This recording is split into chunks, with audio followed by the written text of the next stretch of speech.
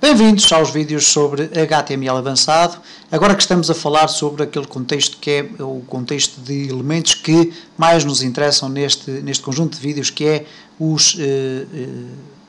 a tag form e todos os seus elementos. Isto é a criação, genericamente, de formulários para preenchimento por parte do utilizador. Ora, muito rapidamente falando sobre a própria tag form, ela pode ser definida assim, no entanto não tem qualquer efeito prático se for definida desta forma, ok? Há um outro aspecto muito importante que nós devemos referir relativamente à tag form, é que o HTML não tem formas de comunicar com o servidor web, a não ser através de uma segunda linguagem, neste caso normalmente o JavaScript, ou pode ser até através do PHP ou outro tipo de linguagem, script, que nós podemos usar para enviar estas informações para o servidor. Portanto, o HTML não consegue contactar com o servidor, ou isto é, enviar as informações e depois processar, fazer com que o servidor processe essas informações do outro lado, ok? Ele tem, no entanto, as instruções necessárias para que a informação seja enviada, ok? Neste caso, utilizando alguns aspectos relacionados com a forma. Há um atributo que é obrigatório, que é o action, ok? O atributo action, que é um requisito para a definição de uma form e para que a form tenha funcionalidade,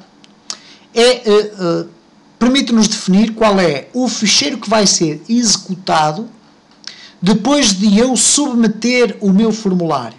Ora, como sabeis, os formulários, normalmente no fundo, por exemplo, têm sempre um botão a dizer submeter o formulário, ok? Ou, isto é, enviar os dados.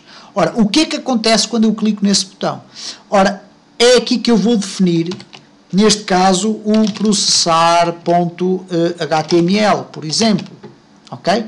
E eu, então, neste caso, estou a dizer que, quando eu clicar nesse botão, e nós iremos ver depois como é que ele se constrói, quando eu clicar nesse botão, automaticamente todos os dados dos meus inputs do formulário vão ser enviados para esta página HTML. Ora, esta página HTML não vai conseguir processar nada, porque o HTML não tem capacidade de ler, por exemplo, variáveis, como é o caso do JavaScript, ok?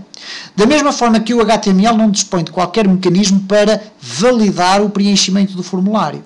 O que quer dizer que eu posso deixar campos do formulário sem preenchimento e não tenho forma de, usando o HTML, verificar se um determinado campo foi ou não preenchido. Então eu terei que usar outras linguagens, nomeadamente o JavaScript ou o PHP, se estivermos a programar para páginas dinâmicas e por aí fora, para fazer esse tipo de verificações. No entanto, a estrutura base é oferecida pelo HTML. Portanto, o HTML oferece então a construção base.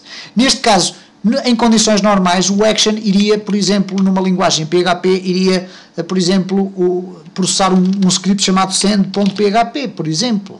E neste caso eu iria ter que construir um script com este nome, que iria receber as informações do formulário e depois tratar de as enviar para o servidor, ou tratar de as guardar dentro de uma base de dados, ou etc, etc. Okay? Mas o action é sempre necessário. Depois temos atributos opcionais, ok? Alguns deles interessantes. Um deles é o method. E este method tem aqui dois valores possíveis. Ou get ou post. E isto prende-se essencialmente, ou especifica essencialmente, como é que o sistema HTTP, ou o método que o sistema HTTP usa para enviar a informação da form. Okay? É um conceito que agora nós não vamos aprofundar, ele fará sentido aprofundá-lo depois quando virmos isto, por exemplo, aplicado à linguagem PHP, por exemplo, okay? Porque aí sim a forma como nós usamos o post ou o get vai influenciar a forma como nós vamos buscar os valores enviados pelo formulário. Há ainda um outro atributo extremamente interessante, que é o name.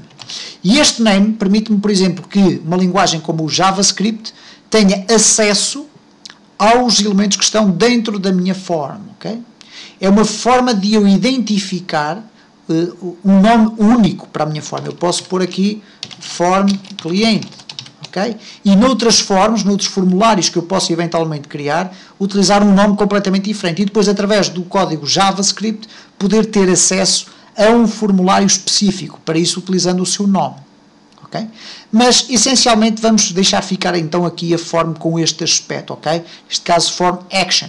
O send.php, eu vou colocar aqui o index.html, que na prática vai fazer com que o action, isto é, quando eu tentar enviar os dados, seja reaberto o mesmo ficheiro, ok?